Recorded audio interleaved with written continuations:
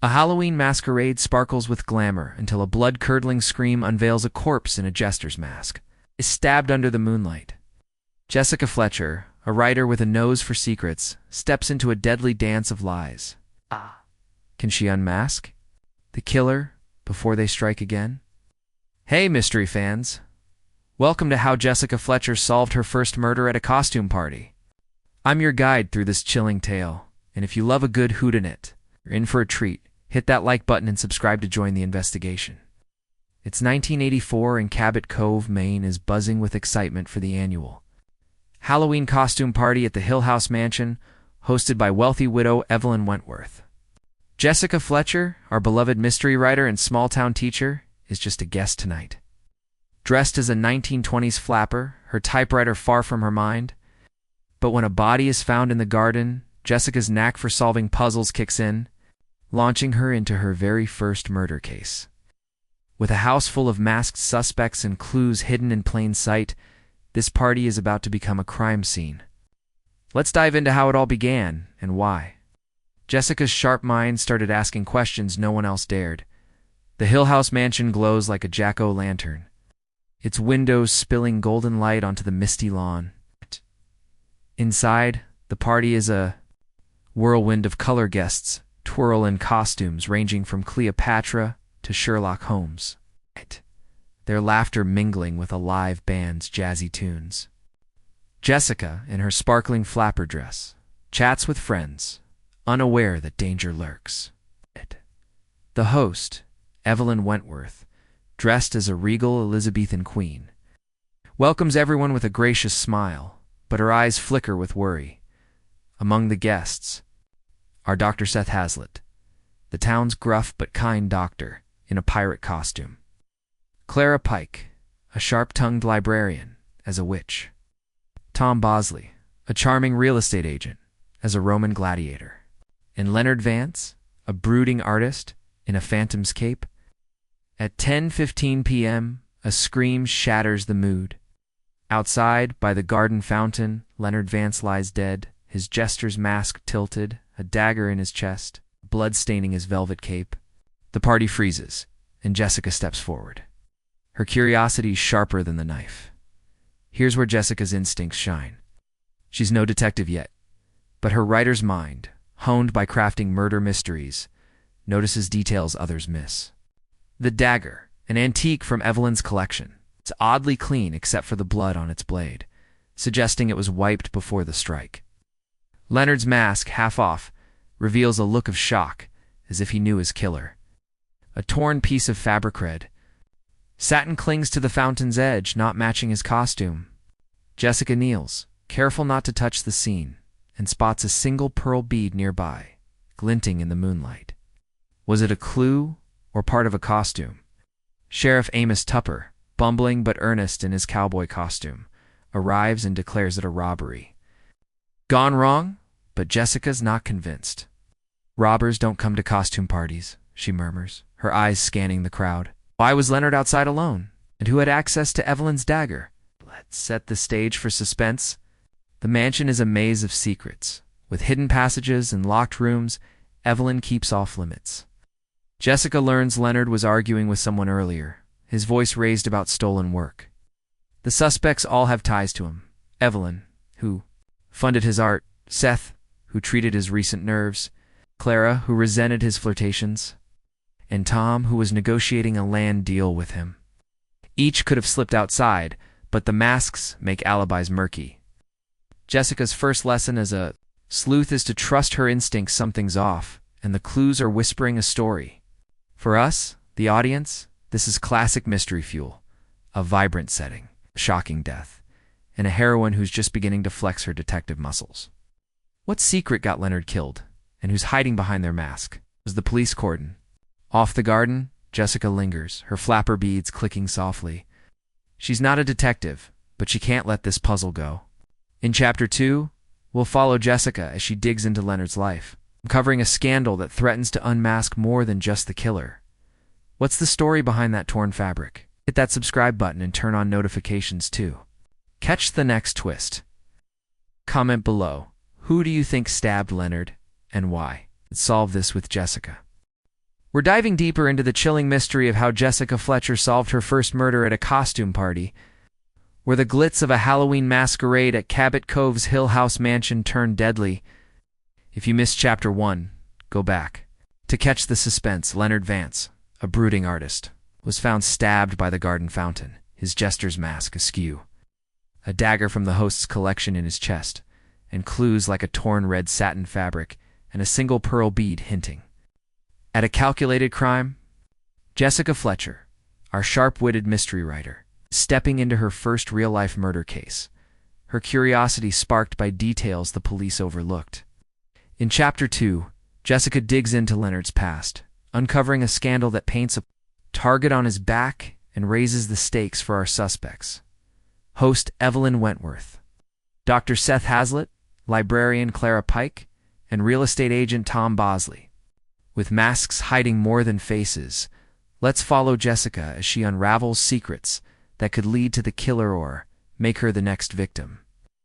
Keep your guesses coming in the comments, and don't forget to like and subscribe. Jessica stands in the Hill House library the morning after the murder, the mansion's festive glow replaced by a somber hush. Sunlight filters through stained glass windows, casting colored patterns on rows of leather-bound books, but the air feels heavy with unanswered questions. She's still in her everyday sweater and slacks, her flapper costume packed away, yet her mind is as sharp as ever. Sheriff Amos Tupper is busy questioning guests, but his theory of robbery gone wrong doesn't sit right with Jessica. A robber at a costume party? She muses, her main accent tinged with skepticism. She's no detective, but her years of crafting murder mysteries have taught her that every crime has a story, and Leonard's begins with who he was. Jessica starts by interviewing those closest to him, piecing together a life of talent, ambition, and hidden enemies. Let's follow her as she uncovers a scandal that could explain why Leonard's jester mask hid a deadly fate. First, Jessica visits Evelyn Wentworth in the mansion's parlor, where the widowed host, still shaken, sips tea in a silk robe, her Elizabethan queen costume discarded. Evelyn admits she funded Leonard's art exhibitions, believing in his raw talent, but her voice falters when Jessica asks about their last conversation. "I was agitated," Evelyn says, twisting a handkerchief. "Something about stolen sketches." Jessica notes a flicker of guilt in Evelyn's eyes. Did she know more about Leonard's troubles? Next, she talks to Seth Hazlitt, Cabot Cove's gruff doctor, in his office. Yes. Seth, who treated Leonard for anxiety, reveals the artist was paranoid, claiming someone was sabotaging his work. "He was a mess, Jess," Seth grumbles, adjusting his glasses. Kept talking about a betrayal.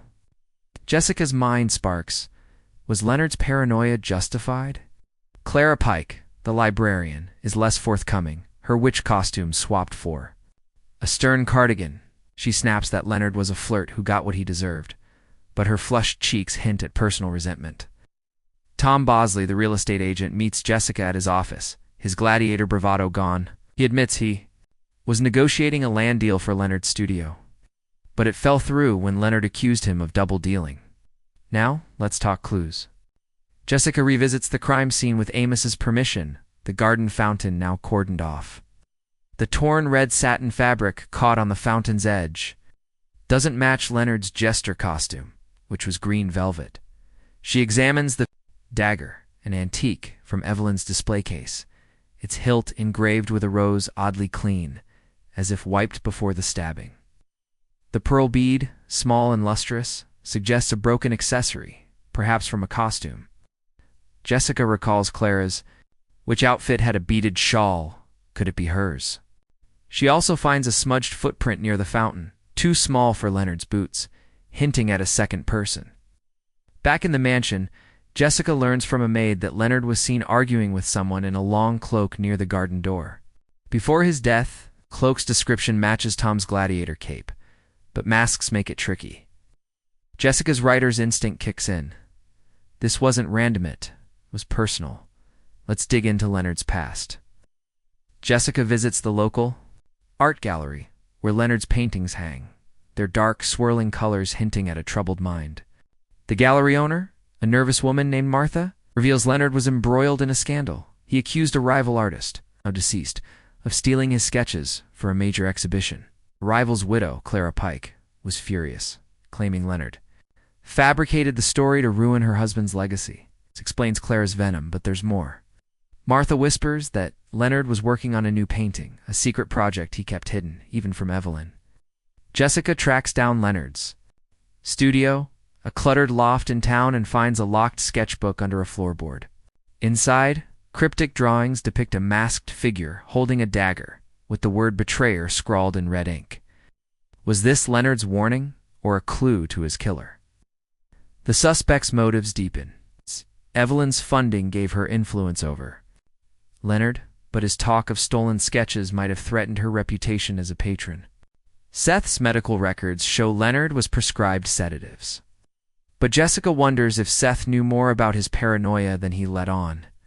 Clara's resentment, tied to her husband's disgrace, smolders with revenge did she confront Leonard. At the party, Tom's failed land deal, worth thousands, gives him a financial motive, especially if Leonard's accusations of double dealing were true. The torn fabric and pearl bead point to a costume, but whose? Jessica checks the guest list and learns only a few wore red satin, Clara's shawl.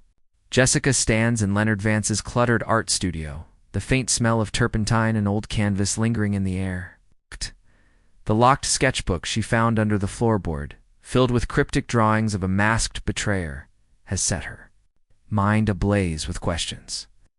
The murder at Hill House Mansion during the Halloween costume party, Leonard stabbed by a fountain, his jester's mask askew, a red satin fabric and pearl bead as clues feels personal, not random.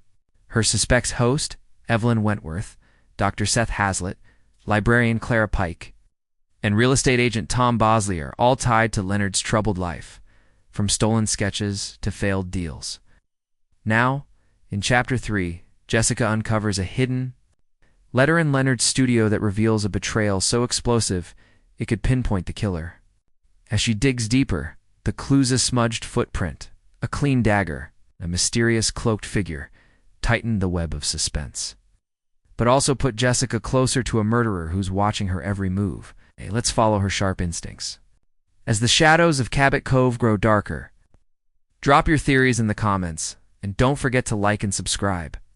The studio is a chaos of half-finished paintings, their dark swirls mirroring Leonard's troubled mind. Jessica, her sweater sleeves rolled up, sifts through scattered brushes and crumpled papers, her writer's curiosity driving her. The sketchbooks. An image of a masked figure labeled betrayer gnaws at her. Was Leonard warning himself, or someone else?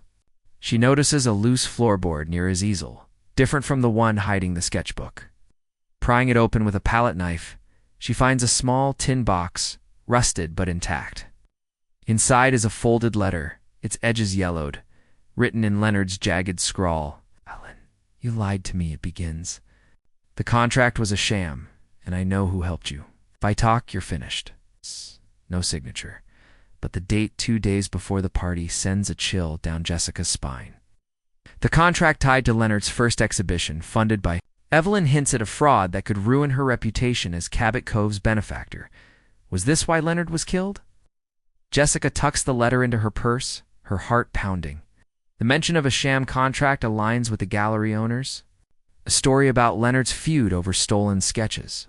She heads to the Cabot Cove library to dig into Evelyn's past, where Clara Pike, the sharp-tongued librarian, eyes her warily from behind the desk. Jessica, playing casual, asks about Old Town records on Evelyn's art patronage. Clara, still bitter about Leonard's flirtations and her husband's ruined legacy, snaps Evelyn's no saint. She bankrolled Leonard to look generous, but it was all for show. Clara's words drip with resentment, but she hesitates when Jessica mentions a contract. "Ask Tom Bosley," Clara mutters. "He knows more than he lets on." Mind races. Tom's failed land deal with Leonard, mentioned in Chapter 2, could be linked to this contract. Did Tom help Evelyn forge it, or was he another victim of her schemes? Back at Hill House, Jessica examines the crime scene again, with Sheriff Amos Tupper's reluctant approval. The fountain, where Leonard's body was found, sparkles in the daylight but the torn red satin fabric still clings to its edge. She compares it to a swatch from Clara's beaded shawl. Borrowed from the costume department clothes, but the weave is slightly different. The pearl bead, however, matches Clara's shawl exactly, suggesting she was near the fountain. Jessica recalls the smudged footprint, small and narrow, which rules out Tom and Seth, but keeps Evelyn and Clara in play. The dagger, an antique from Evelyn's collection, bothers her. Its clean hilt suggests the killer wiped it, but why not take it? She notices a tiny scratch on the fountain stone, as if the dagger grazed it during a struggle. Was Leonard fighting back? Or was the killer sloppy? Let's weave the suspect's motives tighter. Evelyn's letter reveals she had the most to lose if Leonard exposed her fraudulent contract, which likely inflated his talent to secure funding. Seth Hazlitt, who treated Leonard's anxiety, might have known about his plans to confront Evelyn. His gruff dismissal of Leonard's paranoia now seems evasive. Oh. Clara's resentment tied to her husband's stolen sketches gives her a personal grudge, and the pearl bead places her at the scene. Tom's land deal, which Leonard accused him of botching, could hide a deeper betrayal if Tom was complicit in Evelyn's fraud. Jessica learns from a maid that Tom was seen near the garden door, arguing with a cloaked figure, possibly the same one old Meg saw in the alley. The cloaked figure's identity remains elusive, but Jessica suspects it's the masked guest nobody recognized, perhaps tied to the helper in Leonard's letter.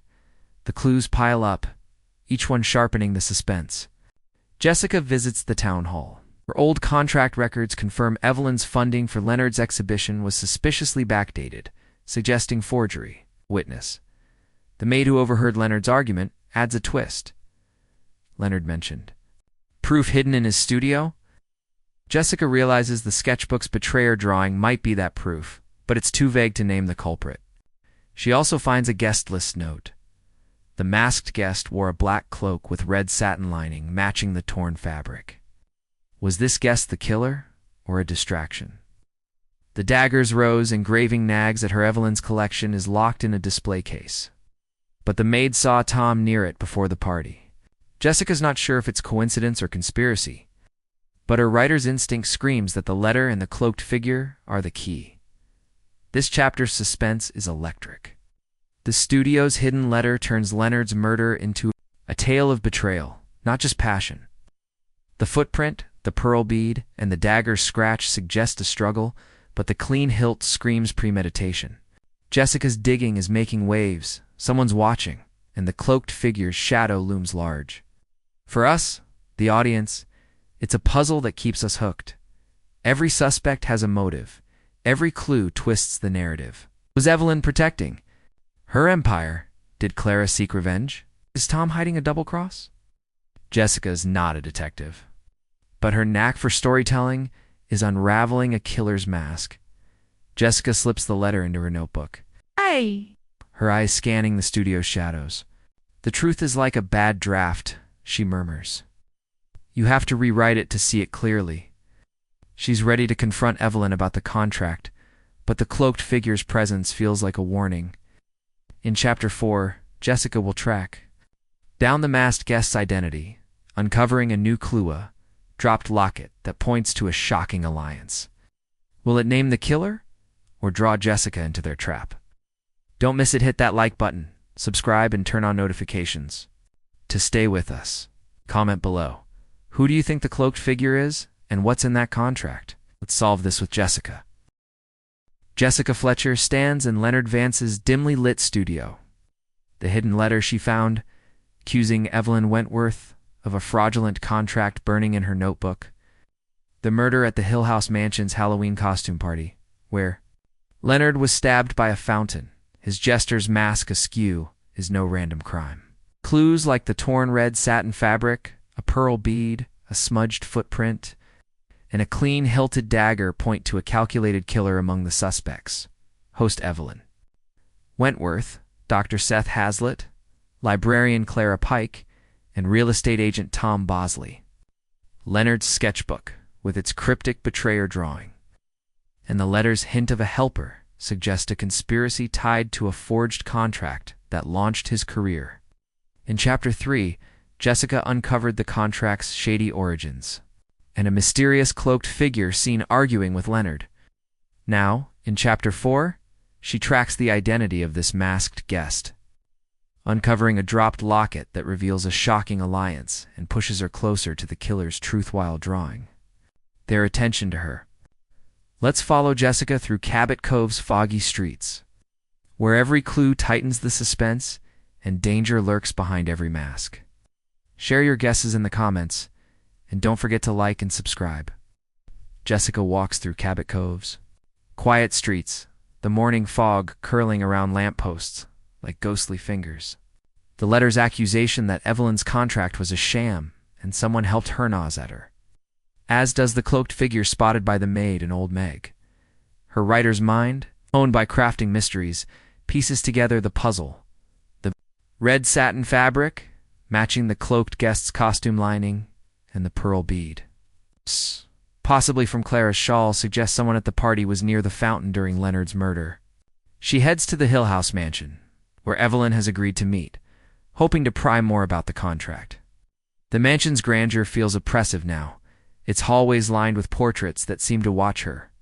Jessica's no detective, but her knack for spotting lies makes her a threat. She senses someone's watching her too. In the mansion's drawing room, Evelyn sits by a crackling fire, her face pale despite her poised demeanor. Jessica, choosing her words carefully, asks about the contract for Leonard's first exhibition. Evelyn's eyes flicker, but she insists it was legitimate, a favor to a struggling artist. Leonard was ungrateful, she says, her voice tight. He claimed I stole his success. Jessica notices Evelyn's hands tremble as she pours tea, and a glint catches her Aja locket on the table, its gold surface engraved with a rose, matching the dagger's hilt. Yours? Jessica asks casually. Evelyn hesitates, claiming it's an old heirloom, but her haste to pocket it raises Jessica's suspicions. Later, searching the garden with Amos's permission, Jessica finds a chain near the fountain, snapped as if torn off in a struggle. It fits the locket, and inside is a tiny photo of Evelyn with a man not Leonard, but someone familiar. Jessica's heart skips. It's Tom Bosley. The locket is a game changer. Jessica visits Tom's real estate office, where he's sorting papers, his gladiator confidence gone. She mentions the locket, watching his face pale. Just a keepsake, he stammers, claiming he gave it to Evelyn years ago as a friend. But the photo, dated recently, suggests a closer tie. Jessica presses. Was Tom the helper in Leonard's letter, aiding Evelyn's contract fraud? Tom admits he brokered a deal for Evelyn to fund Leonard, but denies forgery. Leonard was paranoid, he insists, accusing everyone of cheating him. Jessica notes his nervous tick-tapping. His pen hand recalls his failed land deal with Leonard. Was Tom protecting Evelyn, or himself? She also learns from a party guest that Tom was seen near the garden door, adjusting a black cloak with red satin lining, matching the torn fabric.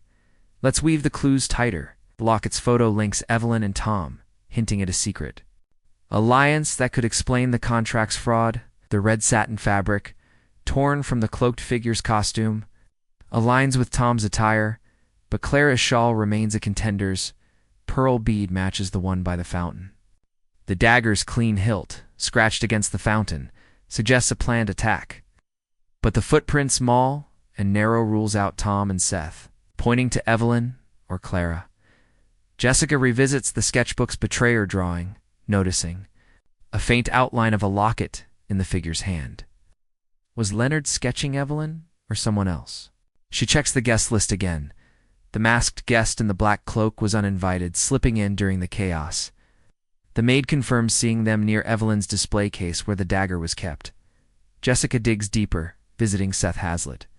At his clinic, Seth, gruff but honest, admits Leonard was agitated before the party, ranting about lies and stolen art. He prescribes sedatives, but Leonard refused them, claiming he needed to face the truth.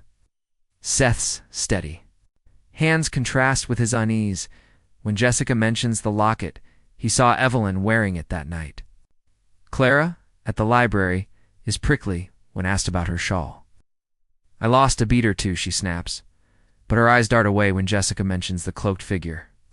Clara's resentment of Leonard, tied to her husband's ruined legacy, feels personal, but her small frame fits the footprint.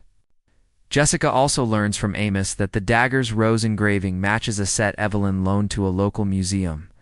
Only one was missing, the murder weapon. The suspense crackles.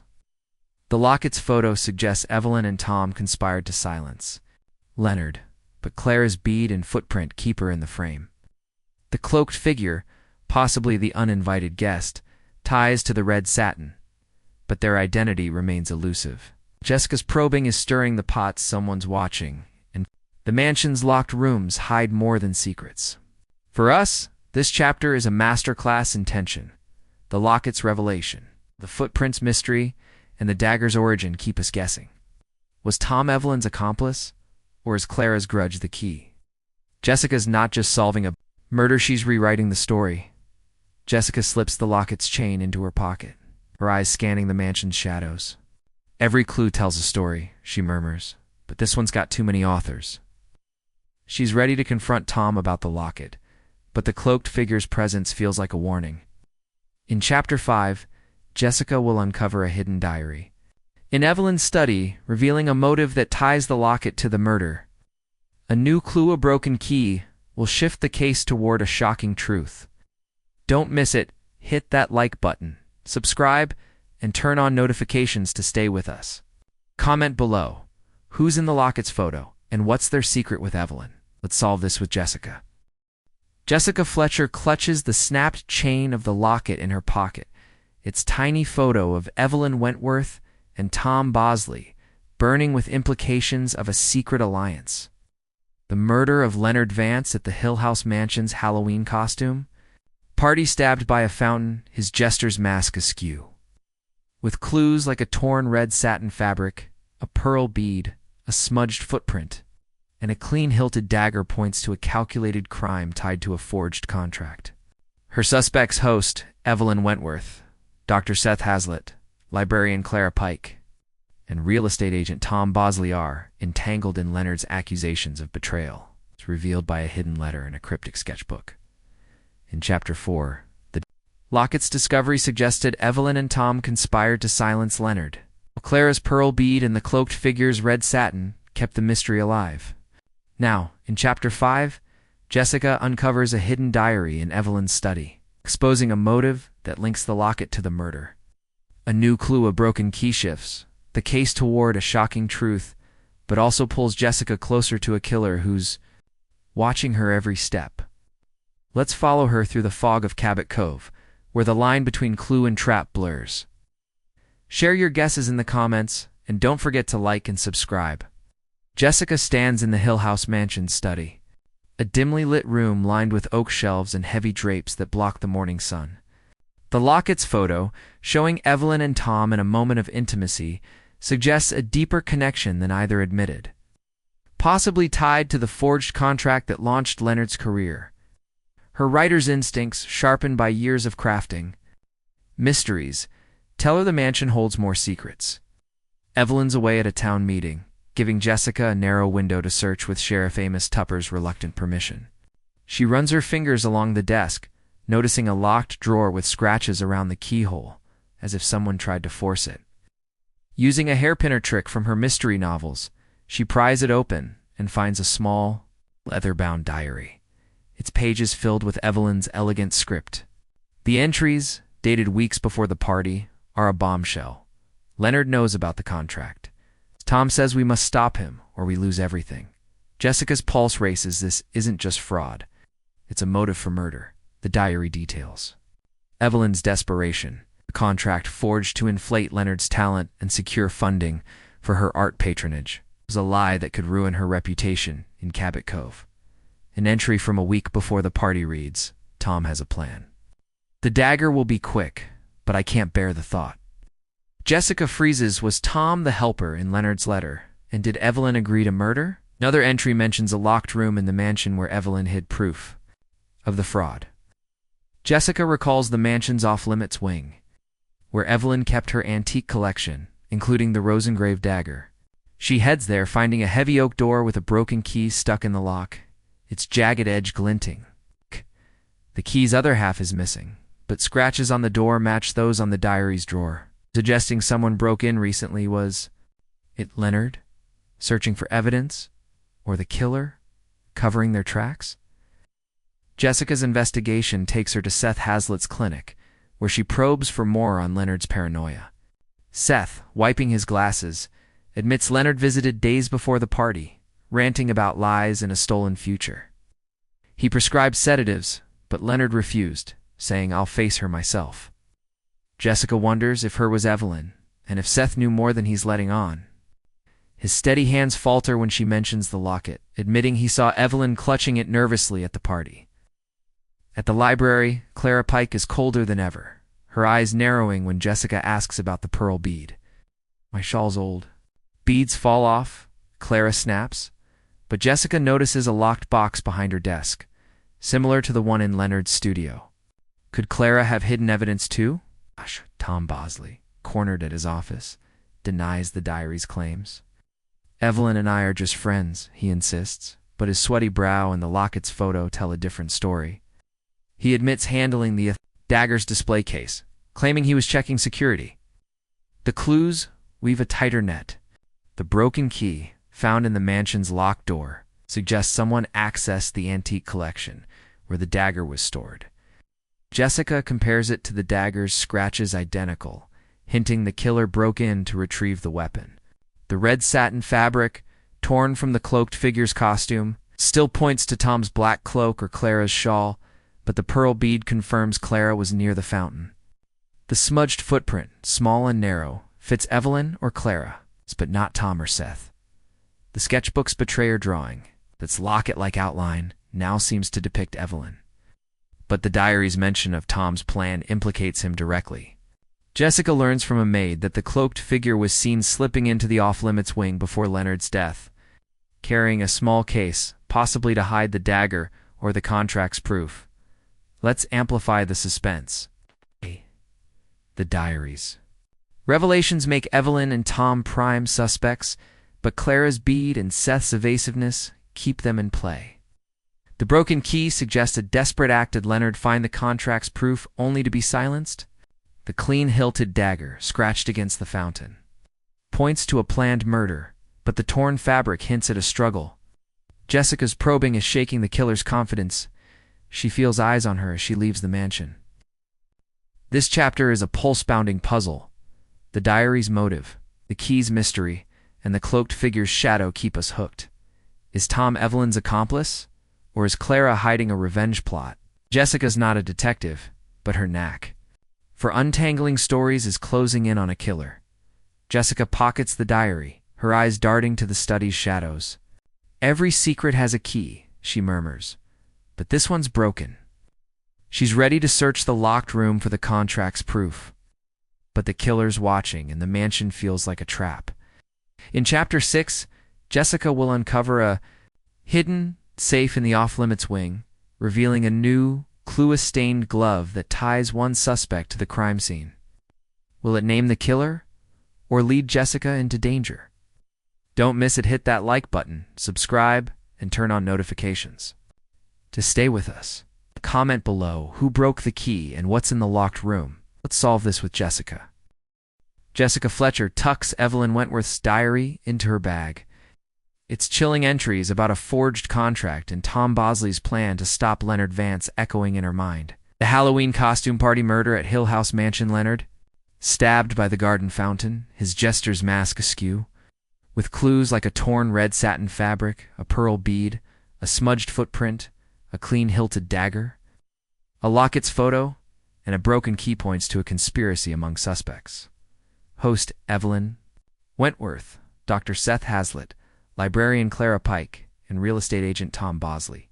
In Chapter 5, the diary revealed Evelyn and Tom's motive to silence Leonard's accusations of fraud, while the broken key hinted at a desperate search in the mansion's locked wing. Now in Chapter 6, Jessica ventures into that off-limits wing, uncovering a hidden safe and a new clue-stained glove that ties one suspect directly to the crime scene. As the web of lies tightens, Jessica's probing draws the killer's attention, making every step a dance with danger. Let's follow her through the creaking halls of Hill House, where the truth is close, but the shadows closer. Share your theories in the comments, and don't forget to like and subscribe. Jessica creeps through the mansion's off-limits wing, her flashlight cutting through the dust-laden darkness. The broken key she found in the locked door, scratches matching those on Evelyn's diary drawer, suggests someone, perhaps Leonard or the killer, sought something hidden here. The wing, a maze of locked rooms and faded tapestries, feels like a tomb, its silence broken only by the creak of floorboards. Evelyn's diary mentioned proof of the forged contract hidden in a locked room, and Jessica's determined to find it. She locates the door with the broken key. Its lock jammed, but yielding to her hairpin trick. Inside, the room is a shrine to Evelyn's art patronage, paintings, sculptures, and a heavy iron safe tucked behind a velvet curtain. The safe's dial is scratched, as if recently tampered with. Using a combination scribbled in the diaries, margin, October 31st, 84, the date of the party. Jessica opens it, her heart pounding. Inside, among papers proving the contract's fraud, lies a stained glove. Its white silk marred with blood and a faint smear of grease paint. The glove is a revelation. Jessica examines it under her flashlight. It's small, likely a woman's, with a delicate lace trim and a bloodstain that smells faintly of lavender, like Leonard's jester costume. The grease paint smear, black and sticky, matches the makeup found on his mask, placing the glove at the crime scene. A tiny monogram CP stitches Clara Pike's initials into the evidence, making Jessica's breath catch. Is Clara, the resentful librarian, the killer? Or is this another planted clue like the pearl bead from her shawl? Jessica recalls the smudged footprint by the fountain small, a fitting Clara or Evelyn, and the red satin fabric, possibly from Clara's shawl or the cloaked figure's costume. The safe's contents, including a forged contract naming Evelyn and Tom as co-signers, confirm Leonard's threat to expose them. A note in the safe, in Leonard's scrawl, reads, "C knows the truth. She'll pay for it." Jessica wonders, does C mean Clara or someone else? Jessica heads to the library to confront Clara, her mind racing.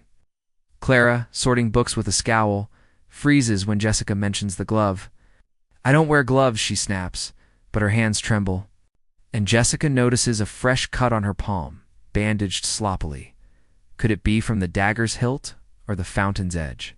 Clara admits she argued with Leonard at the party, accusing him of ruining her husband's legacy with his stolen sketches claim, but denies being near the fountain. Jessica's not convinced Clara's shawl, with its missing pearl bead, and now the glove's monograms scream her presence. At Seth Hazlitt's clinic, Jessica probes further. Seth, polishing his stethoscope, admits seeing Clara near the garden door, fussing with her costume before Leonard's body was found. He also reveals Leonard visited him hours before the party, clutching a sketch of a masked figure, possibly the betrayer from his sketchbook, saying, "She's after me." Was it Clara or Evelyn? Tom Bosley, cornered at his office, grows defensive when Jessica mentions the safe's contract. "I just signed what Evelyn gave me," he insists, but his eyes dart to a locked drawer. Jessica recalls the lockets. Photo of him with Evelyn, suggesting a deeper alliance. Tom admits he was near the dagger's display case, checking it for Evelyn, but swears he didn't take it. The cloaked figure, seen by the maid and old Meg, wore a black cloak with red satin lining matching Tom's gladiator costume. Was he the figure arguing with Leonard? Evelyn, questioned at the mansion, claims the glove isn't hers, but her voice cracks when Jessica mentions the safe. "Leonard was trouble," she murmurs, "but I didn't kill him." Jessica notices Evelyn's perfume lavender, like the glove, adding another layer of doubt. The clues sharpen the puzzle. The stained glove, with Clara's initials in grease paint, ties her to the crime scene, but its presence in Evelyn's safe suggests a frame-up or a careless killer. The broken key, matching scratches on the safe, implies someone accessed it. Before the murder, Leonard seeking proof, or the killer hiding it? The red satin fabric, torn from the cloaked figure, aligns with Tom's costume, but Clara's shawl remains a contender. The footprint, small and narrow, still points to Clara or Evelyn. The dagger's clean hilt, scratched against the fountain, suggests a planned attack, but the blood on the glove hints at a struggle. The contract in the safe, forged to boost Leonard's career, gives Evelyn and Tom a motive to silence him, but Clara's grudge and Seth's evasiveness keep them in play. This chapter's suspense is a tightrope. It's a safe's contents contract. Glove and note paint a picture of betrayal, but the killer's identity dances just out of reach. Jessica's search through the mansion's shadows feels like a game of cat and mouse, with the killer watching her every move. For us, it's a masterclass in tension. The glove stain, and the safe's secrets and the cloaked figure's mystery keep us glued. Is Clara the vengeful killer, or are Evelyn and Tom pulling strings? Jessica's not a detective, but her knack for untangling plots is closing the net. Jessica slips the glove into an evidence bag, her eyes scanning the dark wing. The truth is like a costume, she murmurs. It hides until you peel it off. She's ready to confront Clara about the glove, but the creak of a door behind her warns she's not alone. In Chapter 7, Jessica will uncover a hidden witness who saw the cloaked figure, and a new clue, a torn ticket stub, will narrow the timeline. Will it unmask the killer, or tighten the trap around Jessica? Don't miss it. Hit that like button, subscribe, and turn on notifications to stay with us. Comment below. Whose blood is on the glove, and who's the cloaked figure? Let's solve this with Jessica. Jessica Fletcher grips the evidence bag with the stained glove, its monogram CP, and blood tying Clara Pike to the murder scene at Hill House Mansion's Halloween costume party, where Leonard Vance was stabbed by the garden fountain. The clues: a torn red satin fabric, a pearl bead, a smudged footprint, a clean hilted dagger, a locket's photo, a broken key, and Evelyn Wentworth's diary point to a conspiracy over a forged contract that launched Leonard's career. Suspects Evelyn, Seth Hazlitt, Clara, and Tom Bosley are entangled in motives of fraud, revenge, and betrayal, with the cloaked figure and the diary's mention of Tom's plan suggesting a deadly alliance. In Chapter 6, the glove found in Evelyn's safe deepened Clara's involvement, but its placement hinted at a possible frame-up. Now, in Chapter 7, Jessica uncovers a hidden witness who saw the cloaked figure, and a new clue: a torn ticket stub narrows the murder's timeline, pushing her closer to the killer's identity. But the deeper she digs, the more she senses the killer's eyes on her, turning every shadow into a threat. Let's follow Jessica through Cabot Cove's foggy alleys, where the truth is within reach, but danger is closer. Share your theories in the comments, and don't forget to like and subscribe. Jessica stands in the Hill House Mansion's grand foyer, the stained glove tucked safely in her bag, its blood and grease, paint linking Clara to Leonard's death, but the safe's location in Evelyn's locked wing raises questions of a setup. The diary's entries, implicating Evelyn and Tom in a plan to silence Leonard's accusations of a forged contract, weigh heavily on her mind. Her writer's instincts, honed by crafting mysteries, urge her to find the cloaked figure seen arguing with Leonard before his death. She heads to the Cabot Cove diner, a cozy spot where locals gossip over coffee and pie.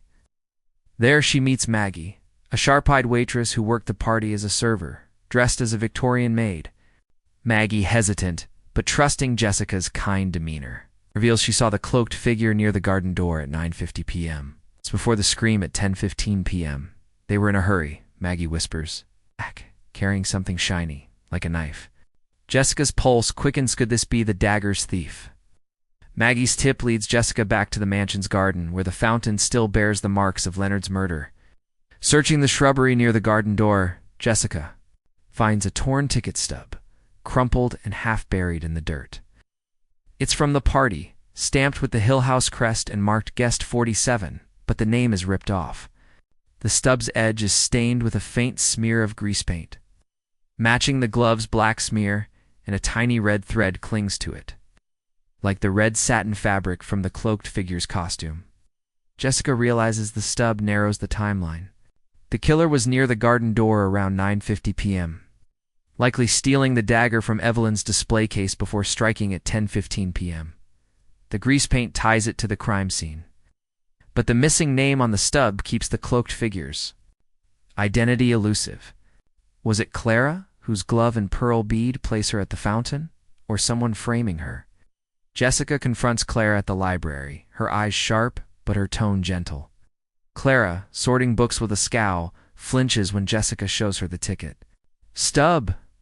I was a guest, not staff," Clara snaps, producing her own stub intact. Marked guest 12, but her bandaged hand cut from a fall. Draws Jessica's attention. Could it be from the dagger or fountain? Clara admits arguing with Leonard about his lies against her husband, but insists she stayed inside after 9:30 p.m. Jessica's not convinced Clara's shawl, with its missing pearl bead and the glove's monogram, scream guilt, but the safe's location points to Evelyn. At Seth Hazlitt's clinic, Jessica probes further. Seth, gruff but cooperative, recalls seeing Clara near the garden door, fidgeting with her shawl around 9:45 p.m., contradicting her alibi. He also mentions Leonard's visit that day, clutching a ticket stub and muttering about proof in the mansion. Was Leonard guest 47, or was it the killer? Tom Bosley, questioned at his office, grows agitated when Jessica mentions the ticket stub. Everyone had one, he says, showing his own guest 23 intact. But his nervous pen-tapping returns when she asks about the cloaked figure. Tom admits he was near the display case, checking locks for Evelyn, but denies seeing a cloak. The locket's photo, tying him to Evelyn, suggests he's hiding more. Jessica learns from Maggie that Tom was seen slipping into the off-limits wing before 9:50 p.m., carrying a small case possibly to hide the dagger or contract proof. Evelyn, questioned at the mansion, claims her ticket stub was lost, but her lavender perfume, matching the glove's scent, raises Jessica's suspicions. Evelyn denies entering the locked wing, but her eyes dart to a locked cabinet, hinting at more secrets. The clues tighten the net. The ticket stub, with its grease paint and red thread, places the killer near the garden door at 9:50 p.m., aligning with Maggie's sighting. The glove's blood and Clara's initials, found in Evelyn's safe, suggest either guilt or a frame-up. The red satin fabric, possibly from Tom's cloak or Clara's shawl, and the pearl bead keep both in play. The smudged footprint, small and narrow, points to Clara or Evelyn, while the broken key and scratched safe implies someone accessed the contract's proof. The dagger's clean hilt, scratched against the fountain, suggests a planned attack, but the grease paint and blood hint at a struggle. Jessica checks the guest list. Guest 47 was uninvited. Her ticket slipped through in the chaos, matching the cloaked figure's description: black cloak, red satin lining. The suspense is palpable. The ticket stub narrows the timeline, but the missing name keeps the killer's mask on. Jessica's probing, questioning Clara's cut, Tom's case, and Evelyn's perfume stirs the killer's panic. The mansion's locked wing feels like a trap, its shadows alive with threat. For us, this chapter is a masterclass in tension. The stub's grease paint, the glove's blood, and the cloaked figure's mystery keep us guessing. Is Clara's grudge enough for murder, or are Evelyn and Tom covering a deeper crime? Jessica's storytelling mind is piecing it together, but she's walking a dangerous line. Jessica slips the ticket stub into her notebook, her eyes scanning the garden's shadows. A ticket to a party, she murmurs, but also to a crime. She's ready to search the locked cabinet Evelyn glanced at, but a rustle in the bushes warns her she's not alone. In Chapter 8, Jessica will uncover a hidden witness who saw the dagger's theft, and a new clue: a bloodied handkerchief will point to one suspect's lies. Will it unmask the killer, or tighten the noose around Jessica? Don't miss it. Hit that like button, subscribe, and turn on notifications to stay with us. Comment below who is guest 47 and what's in Evelyn's cabinet. Let's solve this with Jessica. Jessica Fletcher clutches the torn ticket stub, its grease paint smear and red thread tying it to the cloaked figure seen near the garden door at Hill House Mansion's Halloween costume party, where Leonard Vance was stabbed. The clues are red: satin fabric, a pearl bead, a smudged footprint, a clean-hilted dagger. A locket's photo, a broken key, a stained glove, and Evelyn Wentworth's diary point to a conspiracy over a forged contract that fueled Leonard's rise and his death. Her suspects Evelyn, Seth Hazlitt, Clara Pike, and Tom Bosley are entangled in motives of fraud, revenge, and betrayal, with the glove's monogram and diary's accusations tightening the noose around Clara and Evelyn, while Tom's locket and presence in the off-limits wing raise suspicions. In Chapter 7, the ticket stub narrowed the murder's timeline to 9:50 p.m. But the mysterious guest 47's identity remains elusive. Now in Chapter 8, Jessica uncovers a hidden witness who saw the dagger's theft and a new clue, bloodied. Handkerchief exposes one suspect's lies, pushing her closer to the killer's unmasking. The deeper she digs, the more the killer's gaze follows her through Cabot Cove's fog. Let's trail Jessica as the truth emerges and danger closes in. Share your theories in the comments, and don't forget to like and subscribe. Jessica stands in the Hill House mansion's dimly lit hallway, the ticket stub's red thread in grease paint, linking it to the cloaked figure in the murder scene where Leonard's jester mask fell. Her writer's mind, sharp from crafting mysteries, senses the killer's desperation. She's getting too close. The stained glove, monogrammed CP, and found in Evelyn's safe, points to Clara, but its placement suggests a possible frame-up. Evelyn's diary, implicating Tom's plan to stop Leonard's contract accusations. The locket's photo of Evelyn with Tom hinted a conspiracy. Oh. Jessica decides to search the locked cabinet. Evelyn glanced at it nervously, hoping. It holds the contract's proof. With Sheriff Amos Tupper's grudging approval, she uses her hairpin trick again. Opening the cabinet to find a bundle of papers and a bloodied handkerchief, its white linen stained crimson and embroidered with TB, Tom Bosley's initials. Her heart races. This ties Tom directly to the crime scene, but is it proof of guilt or another planted clue? The handkerchief is a bombshell? Jessica examines it under a desk lamp. The blood, dried but fresh enough to match the murder's timeline, smells faintly of lavender, like the glove in Leonard's costume. A tiny tear in the fabric matches the red satin from the fountain, suggesting it was caught in the struggle. Jessica recalls the smudged footprints ruling out Tom but not Evelyn or Clara, and wonders if the handkerchief was dropped by accident or to mislead. She tracks down a new witness, Eddie, a teenage busboy who worked the party, dressed as a vampire. Eddie, nervous but eager to help, admits he saw someone steal the dagger from Evelyn's display case around 9:45 p.m. They wore a black cloak. Red inside, he whispers, matching the cloaked figure's description. I couldn't see their face, but they moved fast, tucking something into their sleeve, maybe a cloth. Jessica's mind sparks. Was the handkerchief Tom's, or did the cloaked figure plant it? Jessica confronts Tom at his real estate office, where he's pacing, his gladiator bravado gone. She shows him the handkerchief, watching his face pale. That's mine, but I lost it weeks ago, he stammers, his pen-tapping tic betraying him. Jessica presses.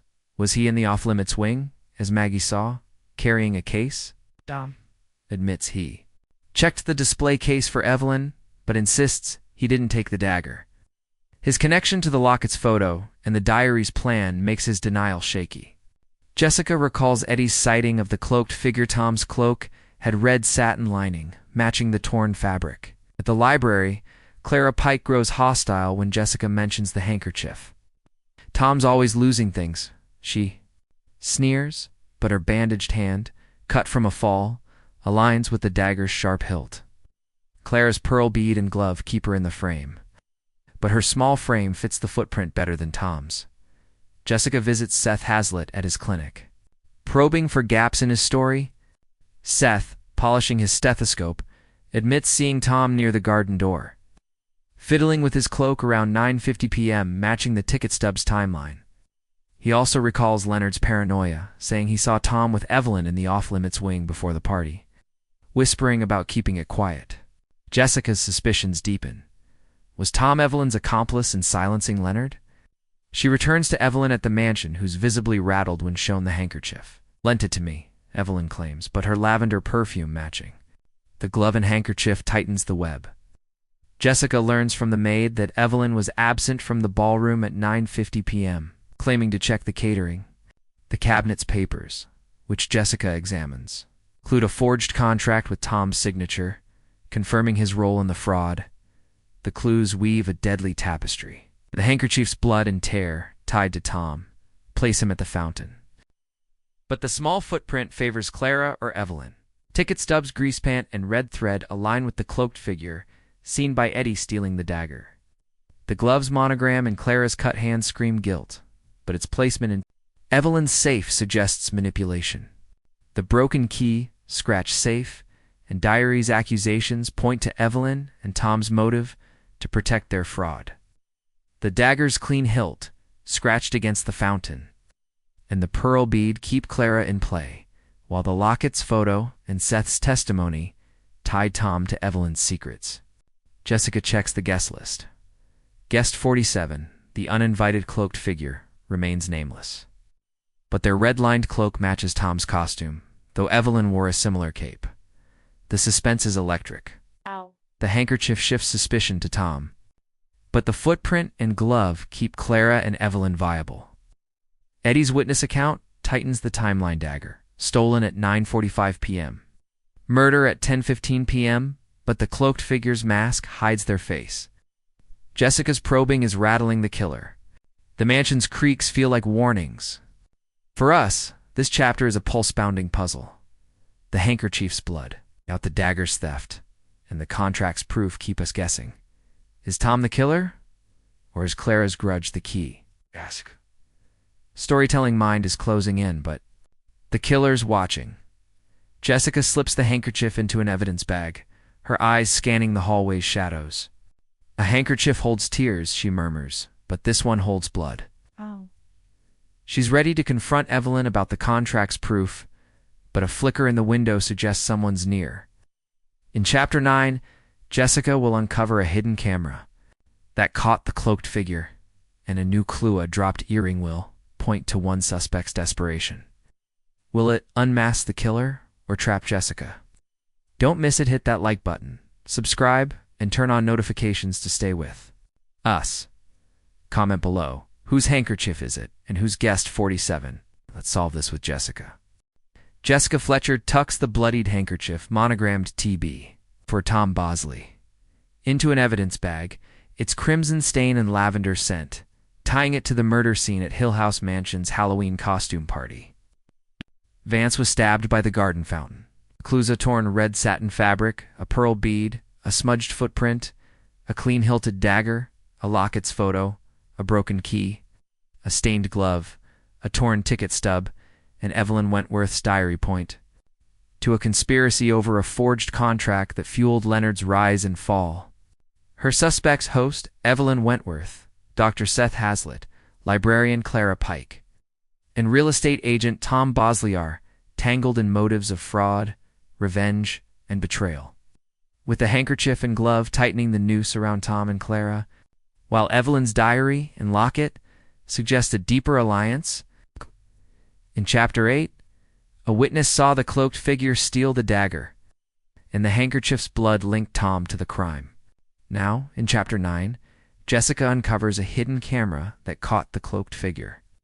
And a new clue, a dropped earring, reveals one suspect's desperation, bringing her dangerously close to unmasking the killer. Let's follow Jessica through Cabot Cove's fog, where the truth glimmers, but the killer's shadow looms. Share your theories in the comments, and don't forget to like and subscribe. Jessica stands in the Hill House Mansion's off-limits wing, the handkerchief's blood, and Tom's initials, heavy in her mind. The cloaked figure, seen stealing the dagger at 9:45 p.m., remains a phantom, their black cloak with red satin lining tying them to the torn fabric and ticket stubs' red thread. Her writer's instincts, honed by crafting mysteries, sense the killer's panic. She's too close. Evelyn's diary, implicating Tom's plan to silence Leonard's contract accusations, and the locket's photo of Evelyn with Tom suggest a conspiracy, but Clara's glove and pearl bead keep her in the frame. Jessica decides to search the ballroom where the party raged for clues about the cloaked figure. With Sheriff Amos Tupper's permission, she examines the area near the garden door, where Eddie saw the figure.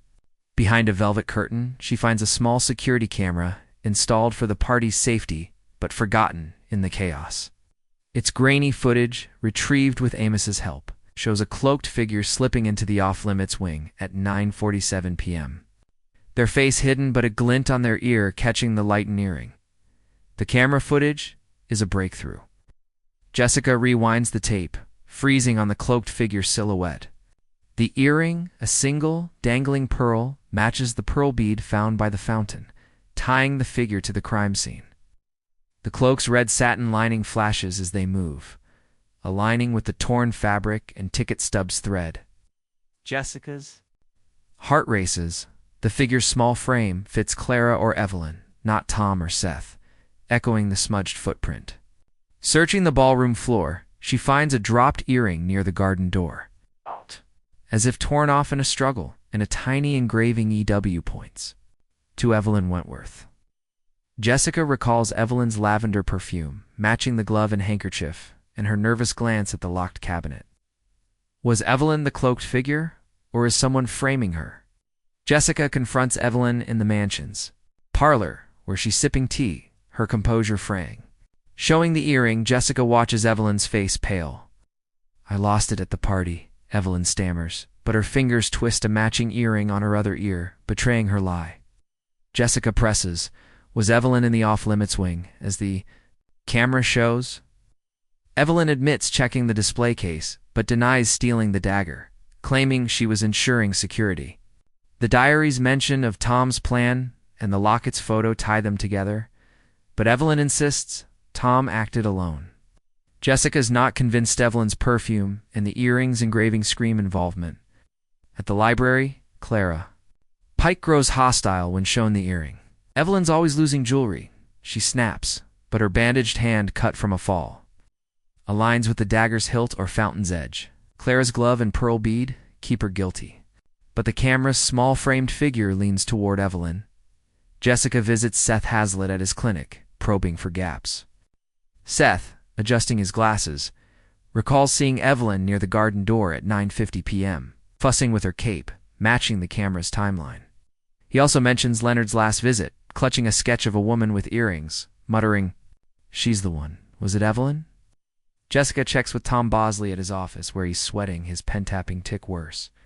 The handkerchief's TB monogram ties him to the fountain, but he claims it was stolen. The camera footage, showing a small framed figure, rules him out as the cloaked figure, but his presence in the off-limits wing, seen by Maggie, and the diary's plan keep him complicit. Jessica learns from the maid that Evelyn wore a single pearl earring that night, claiming the other was misplaced. The guest list confirms guest 47, the uninvited cloaked figure, had no name. But their cloak matches Evelyn's Elizabethan costume. The clues sharpen the puzzle. The earrings. Blood and engraving tie Evelyn to the fountain, but Clara's glove and bead remain damning. The camera's footage, showing a small framed figure at 9:47 p.m., aligns with the ticket stub's timeline and the dagger's theft at 9:45 p.m. The red satin fabric is torn from the cloak, and the handkerchief's blood suggests a struggle, but the clean-hilted dagger points to planning. The broken key, scratched safe, and forged contract give Evelyn and Tom a motive. But Clara's grudge and cut hand hint at revenge. The footprint, small and narrow, favors Evelyn or Clara. Jessica checks the dagger's case. A faint blood smear, missed by Amos, matches the earring stain, suggesting the killer handled both. The suspense crackles. Camera's glimpse and the earring's blood pull Evelyn into focus. Clara's glove and Tom's handkerchief keep the mystery alive. Jessica's probing is shaking the killer footsteps echo behind her in the mansion's halls. For us, this chapter is a heart-pounding puzzle. The earring's engraving, camera's shadow, and the contract's secret keep us guessing. Is Evelyn the cloaked killer, or is Clara's revenge the key? Jessica's storytelling mind is closing in, but the killer's watching.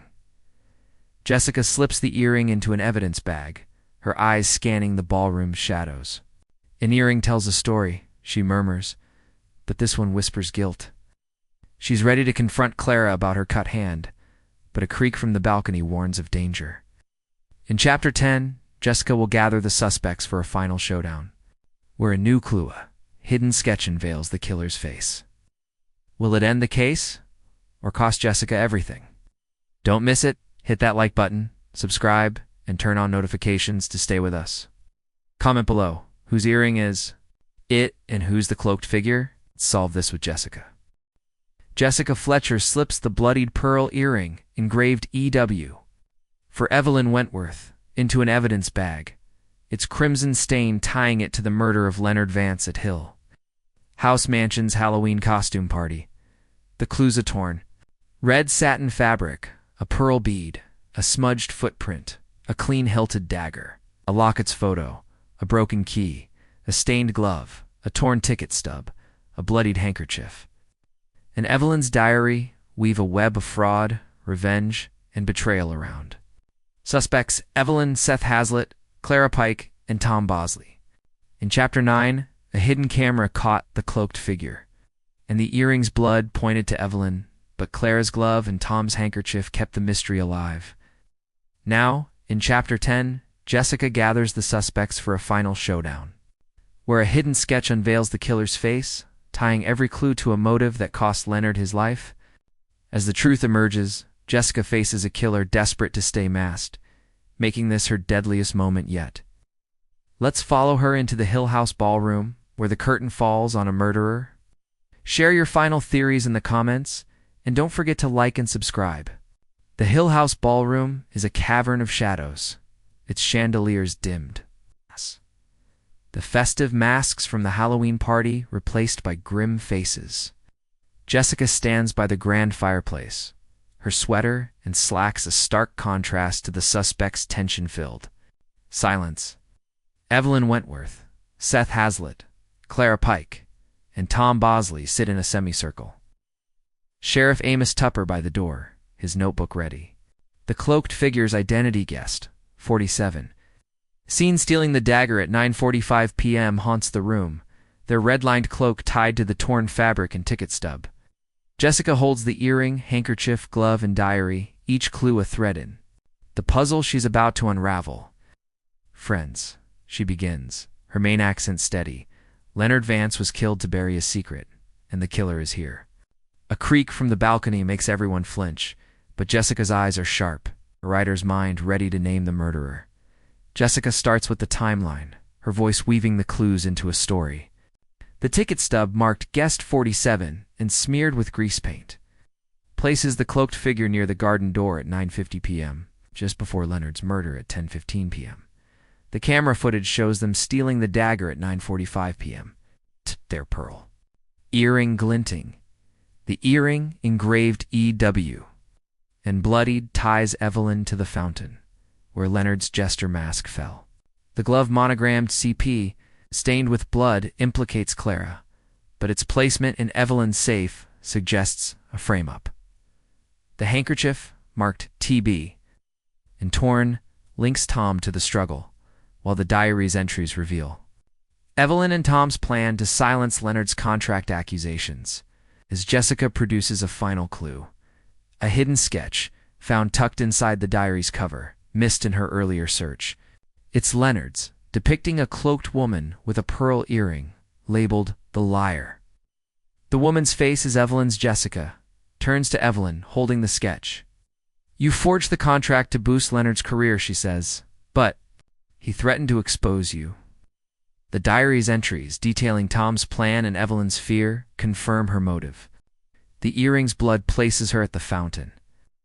The lavender perfume matching the glove and handkerchief seals her presence. Evelyn's face crumples. I didn't mean to kill him, she sobs. Jessica explains. Evelyn, the cloaked figure, stole the dagger, planning to scare Leonard into silence. At 9:50 p.m., she confronted him by the fountain, arguing over the contract. When Leonard lunged, the dagger struck. A fatal accident turned murder. Evelyn tore off her earring in the struggle, dropped the handkerchief borrowed from Tomond, fled, planting Clara's glove in the safe to deflect suspicion. The red satin fabric from her cloak's lining and the pearl bead from her shawl were left behind in panic. Let's unravel the clues. The ticket stub's grease paint tied Evelyn to the garden door. The camera's footage caught her theft. The glove stolen from Clara's bag This was a deliberate misdirection. Clara's cut hand was from a broken glass, not the dagger. Tom's handkerchief, lent to Evelyn, fell during the struggle, his role limited to the contract's fraud, not murder. The broken key opened the safe, where Evelyn hid the contract, but Leonard's earlier search scratched it. The clean-hilted dagger, wiped before the strike, was meant to threaten, not kill, but the fountain's scratch marked the struggle. The locket's photo showed Evelyn and Tom's affair, a secret Leonard knew, adding pressure. Seth's testimony, placing Evelyn near the garden and Clara's bead. From her shawl near the fountain were red herrings. Clara argued with Leonard, but stayed inside. The footprint, small and narrow, was Evelyn's, her cloak masking her as guest 47. Jessica addresses each suspect. Clara, resentful but innocent, argued with Leonard over her husband's legacy, her gloves stolen by Evelyn. Tom, complicit in the contract fraud, was in the off-limits wing to hide papers, not the dagger, his handkerchief a coincidence. Seth, aware of Leonard's paranoia, saw Evelyn but didn't connect the dots.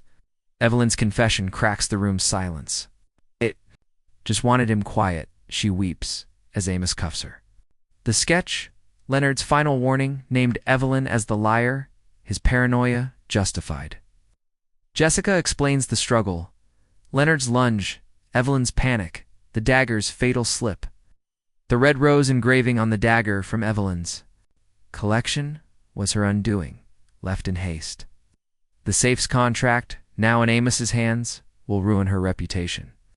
But Leonard's death is her true punishment. The suspense peaks in this finale. The ballroom's tension, Evelyn's confession, and the sketch's truth deliver a gut punch. Jessica's genius ties every cluing glove, handkerchief, ticket stub, sketch into a motive of fear and fraud. For us, it's a masterclass. In resolution, the killer's mask falls, but the cost lingers. Jessica's not a detective, but her storytelling mind turned a party's chaos into justice. The mansion's shadows fade, but Cabot Cove will never forget this night. Jessica steps back, the sketch in hand, her face solemn. Every story has an ending, she murmurs, but this one leaves scars. Evelyn's led away, the suspects stunned. Jessica's first case is closed, but her knack for truth is just beginning. Thank you for joining this mystery. Hit that like button, subscribe, and share your thoughts. Did you guess Evelyn? Comment below, and let's keep solving crimes with Jessica.